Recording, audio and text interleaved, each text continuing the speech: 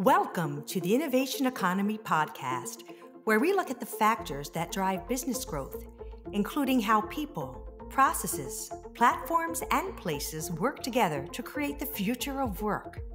I'm your co-host, Bonnie Habian. I'm a CMO, author, speaker, branding expert, and passionate content creator. This episode is part of our Brand the Change series, which focuses on how intrapreneurs and engaged employees can leverage their personal brand to support their company, showcase their skill sets, and create value. To listen to the latest episodes or sign up for the Innovation Economy newsletter, go to innovationeconomy.show or click follow on your favorite podcast app to make sure you hear the latest episodes. And now, onto the show. Today, we're talking about what CEOs think of intrapreneurs and if they proactively hire them to fuel their business. An intrapreneur, as we know, is an individual within a large corporation who takes on entrepreneurial roles, responsibilities, and initiatives, working within the framework and safety of a company to innovate and develop new products, services, or business lines. Joining us is an entrepreneur and CEO who certainly knows a lot about the necessary skill sets required to build a thriving company. And we're going to get his take on the importance of innovative spirits in supporting growth and success. Ira Zlotowitz is the founder of GPARENCY, a commercial mortgage brokerage firm that has disrupted the traditional industry by providing transparent pricing while also leveraging automation and technology to streamline the experience. Welcome, Ira. Who would have thought we'd be sitting here speaking on a podcast together?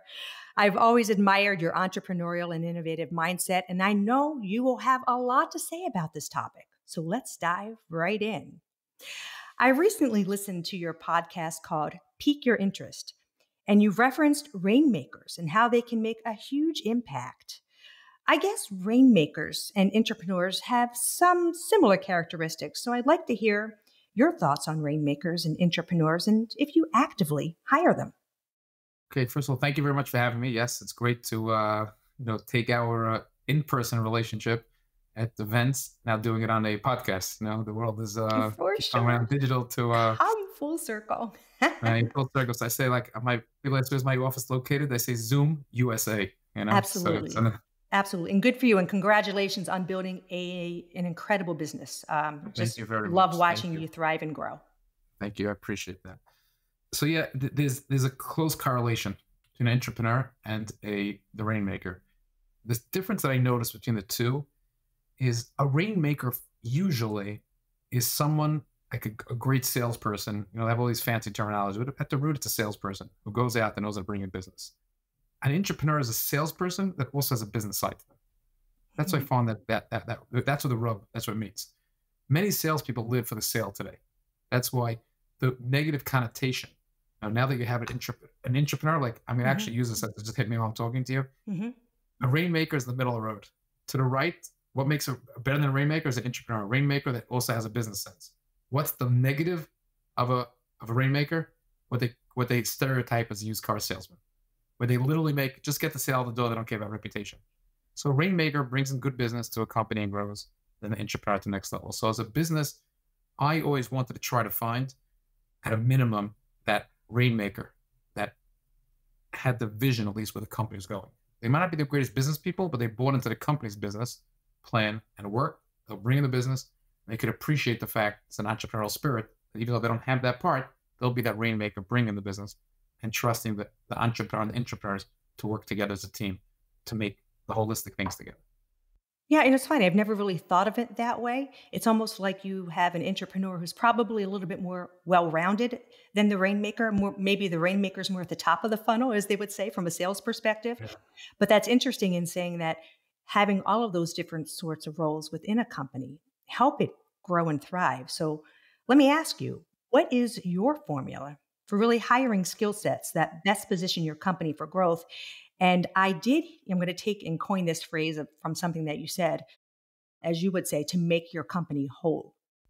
Right. I appreciate that. So I'll answer really on two fronts there. One is that a big game changer for me in my career was when I was introduced to EOS, Entrepreneur Operating System, a coaching way to run a business and You have a lot of concepts. But even prior to that, the one thing which always held sacred is that you have to surround yourself by people that their strength is your weakness and vice versa.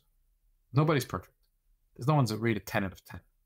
There are people that are great, you call them an 8. Superstars, you call it a 9. Perfect doesn't exist.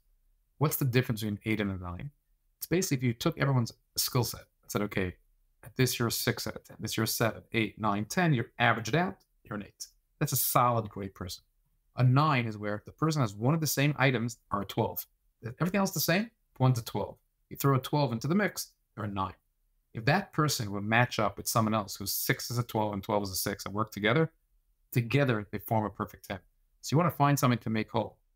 That's why in a marriage, that's to make whole. A man and a woman to make whole. Now, living in a world today, people have comments, but coming back from the Bible end of it, that part, that's the concept. You want, even in any relationship, you want to make whole, done the difference to come together. So since I went to EOS, is one of the things I learned is that when you hire people, and I apply this to a lot of different aspects of opening businesses and championing the cause and why should you do podcasts, why do people do what they want to do? It's called GWC, where it's get it, want it, capable. So the person get it, they get the job, they get the position, they get what's going on. Do they want it? Do they want that specific thing that they hear about it? That's what they want, they're passionate about that. And are they capable? I'll tell a story. I used to weigh 100 pounds more. I did the band surgery. I was very nervous when I did it. I didn't know that. Yeah. And I was very nervous that if you lose weight too fast and you get surgery after, I went to the gym 2 hours a day for that first year. Prior to that. Oh, the first year. No, post that. When I did the surgery, so this way I wouldn't just have, the weight loss quick, but also like it will be able to work out. And I took up tennis.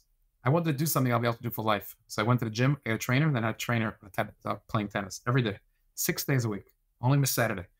And I was out the court, and the trainer was telling me, sorry, you want to know something? Look around the court here. America would have the best tennis players in the world if the rich parents funded the poor kids that wanted to play tennis instead of trying to force their own kids to play. Right. Because their kids didn't they didn't want it. So he was actually showing me that the poor kids would come, watch, and when the other kids came late or left early, they took their slot in personal training. And that's how they learned. So I used to hire people. If you'd buddy say, Ira, I have this great person for you. You want to hire them? You say yes. And I met them and I'd hire them. Now I say, let me talk to them. I'd start the conversation with, what do you want to do? What's your want? What's your W? And if the W matches the position I had, I hire them. Because I knew whether they were an 8 from you or a 9 from you. Yeah. But I don't say, I'll bring them in, I'll figure it out. That's a recipe for disaster. So to work for an organization, I want to find people that their want is the piece we're missing. Because when you have a team that balances each other out and everyone is wanting it and they get it, you can teach someone how to be capable, but you can't get the want. Well, that's a very good point, because also you don't want to have a whole team of entrepreneurs. You want a diversified group of people whose skills help enhance each other. So how does that come into play? And what are those skills within that entrepreneur that are the difference and help make a difference within your company? So that's 2 questions there. Go ahead. Right. So I think as you're saying, I'm thinking to myself, like, I'm not sure. It's not like, I'm not sure I don't want a company of just entrepreneurs. It's like when you have an army, you have to have only one, in order to be a king, you have to have servants and like that, that type of, there's some analogy. Absolutely. Like that, Absolutely. Right? But I'm not sure it's by entrepreneurs. I think that if you could put a company together of entrepreneurs that respect their weaknesses to their strengths to the people around them, that I think is much more powerful. As long as they're like no ego. If they're willing to also do the work sometime. Now, you use a stereotype, the entrepreneur is not so much of an ego, but they use typically not a stereotype, and they're not going to be detail oriented. So yeah, I'd rather find a detail oriented person that has a spirit about them. They think out of the box. They might not take a risk to go on their own. That's why they're entrepreneurs. Absolutely. Spot on. You're spot on. So the truth is, I want a company of entrepreneurs only. Mm-hmm. But don't put too much coffee. Can't have coffee with those entrepreneurs. If they're all entrepreneurs, you have coffee, you're going to have a really, really energetic team. But interestingly enough, I'm thinking through in my technology team now. I have great technologists. When you meet them, they know they know the product. They live in the trenches. But when they have great ideas, but then in the previous companies, they said, don't open your mouth. Your job is to do this and go home. Yeah. So there are entrepreneurs. You're thinking entrepreneur from the top down. I want great employees that have an entrepreneur spirit, I should say. I think that's a good way of looking at it, because I do think one of the questions I'm going to ask you, and let's ask it right now, where do entrepreneurs do best? Because you could be an entrepreneur, but maybe you're at a company that doesn't really value that, or they don't really encourage that sort of spirit. So I think you have to have a match on both ways. So tell me, if you're an entrepreneur and you're a professional, what type of company should you be looking at? So I think that you want a company that, I think two things. Number one is they're result driven versus micromanage driven. Like, you could ask me a bunch of questions, but tell me what you want me to get to at the end of the day, at the end of the week, at the end of the month. And as long as I get there, you could check in, but be fine. Number one. I think number two, what I think is really, really important to most entrepreneurs is that the company is willing to make changes based on data and reality in front of them, and not just, well, this haven't been doing it for the last blank number of years. Mm-hmm. I think if they get those two freedoms, they'll stay there for a very, very long time. Yeah, that's a real frustration for an entrepreneur, resistance to change. You have to be able to also, it's hard when we've all been in situations where people don't embrace the change because they've been doing something a certain way for a very long period of time. So you can really run into some walls, and you have to have that spirit and that resiliency to push through, and to also influence and encourage folks around you to make that next step. I want to make sure you know about the other podcast from the Agile brand, the award-winning show about marketing strategy, technology, and the customer experience, and building the brand of the future. It's called The Agile Brand with Greg Kihlstrom, and in it we talk with leaders at some of the world's top brands, the MarTech platforms that are leading the way, and other thought leaders in marketing, CX, and digital transformation. Now in its 5th year with over 400 episodes and 1 million downloads, make sure you check it out with new episodes Mondays, Wednesdays, and Fridays.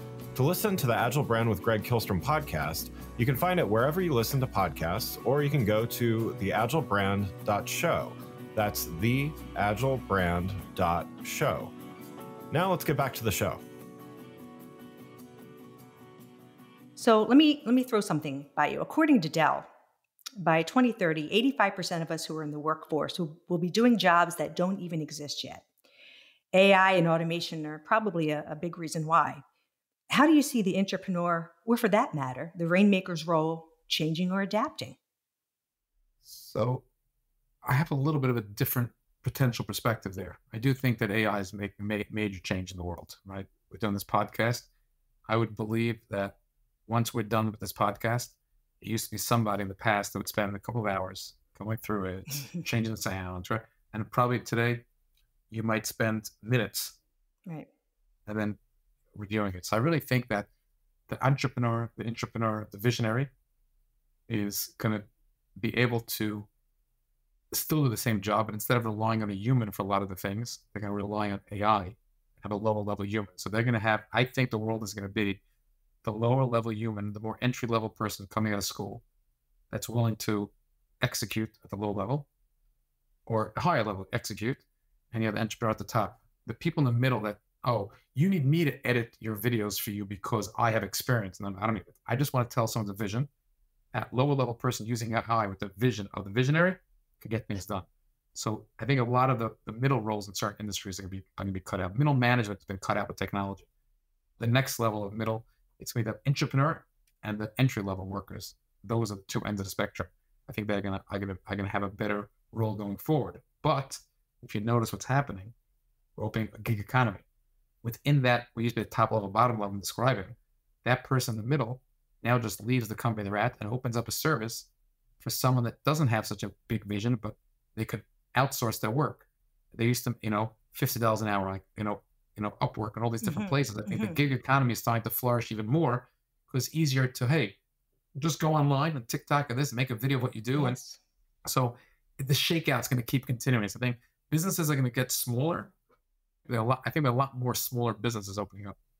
It's fascinating. And I think we're seeing this happen so quickly. It's just amazing the pace at which the whole digital world is transforming everything. So, which leads me to another question. The pandemic brought so many of us into a situation where we're working remotely. How does that change of remote working really impact the entrepreneur? Will they still have the same influence and the same ability to make change if they are not in person working? I've been thinking about that. I don't know fully the answer. I think that even while people are working remote, they have systems in place where they're able to come to the office every period of time and things along those lines. And I think they might actually shine better because when people are coming to an office, let's say once a week, once every other week, or twice a week, during that time, they're not doing the grunt work. They're talking and brainstorming. The intrapreneur and the rainmakers control those conversations. So the truth is devoted time for that. In a normal workday, the underwriters are thinking about going back into the banking background, right? They're working all day in the trenches, out talking to them. But now when you come on a once a week only come together, you see that intrapreneur talking to the underwriter, and they start, the person with ideas, that's what happens in those meetings. So as I'm talking out, they might thrive a little bit better in these types of environments because the times they're in person, everyone's in person, speaking the same type of their language. I agree. And I think there's definitely communication lost, whether it's a text, whether it's an email. The written communication can sometimes be misconstrued or not understood 100%.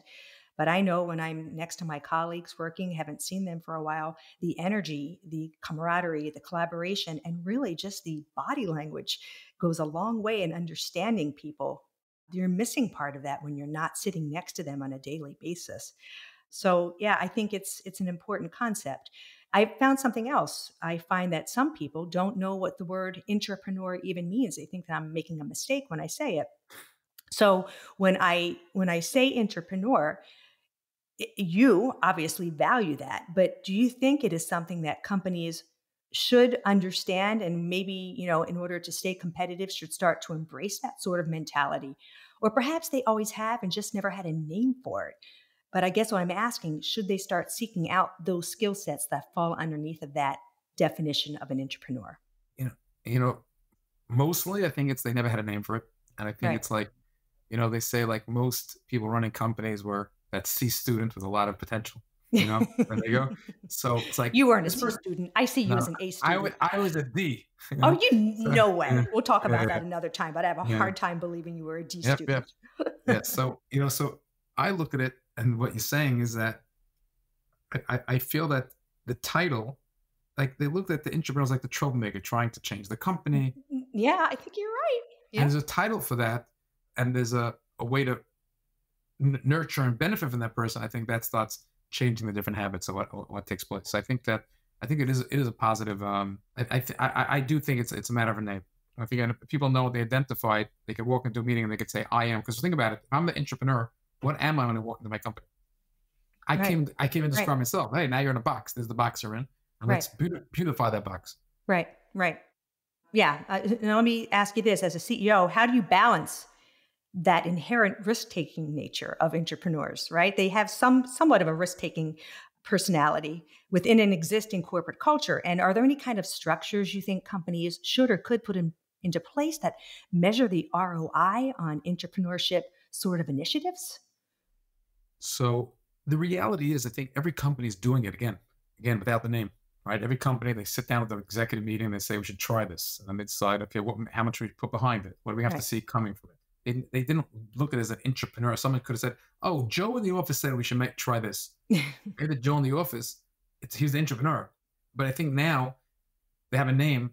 It's gonna like just like GWC. It makes sense. You should only hire people that get it, that want the job. So it's not rocket science. But when you heard it, whoa, crystallized, the light bulb moment went on. You realize, oh, that's why that worker didn't work. But myself and the organization, like I was saying before, and someone comes to me with an idea, I say, okay, how much time of your day do you want to devote to it? And what's the KPI if it's successful or not? Okay, I'm willing to take the calculated risk, let him spend 20% of his day, because I said the upside is blank. I saw a very interesting thing from Jeff Bezos has written about his book. He used to always make sure that a certain percent of his operating expenses was on risk ideas. Yeah, that's pretty smart. He goes, how does every company work? They try a lot of different things. The mistake is they become a day two company. Whatever works, they put down more money behind it. They pull everything else off. So they don't create new things. And he said he once walked in and says, by the way, how much money do we have right now in different ideas that we're trying? And he said it was like $200 million. No. For a company our size, it's not $500 million, but don't sound wrong. Wow. Yeah. How are we going to find that next, Amazon Web Services? How are we going to find the next thing? We're just like dabbling. You can't always play it safe.